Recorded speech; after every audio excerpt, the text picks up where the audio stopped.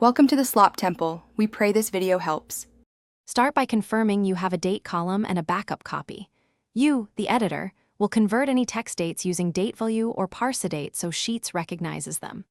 Once done, set that column to date format via format number date to avoid later missorts.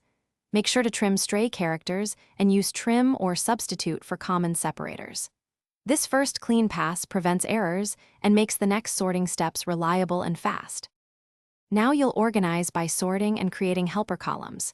Use DataSortRange or the sort function to order rows, include headers. Then add year, month, or weeknum helper columns so you can group or subtotal by period. Use text-to-date, YIMM, for consistent month keys. Once done, apply filter or query to create live views, for example, current month or last 30 days. These steps let you pivot, subtotal, or build dashboards with predict. Finish by assembling summaries and automation.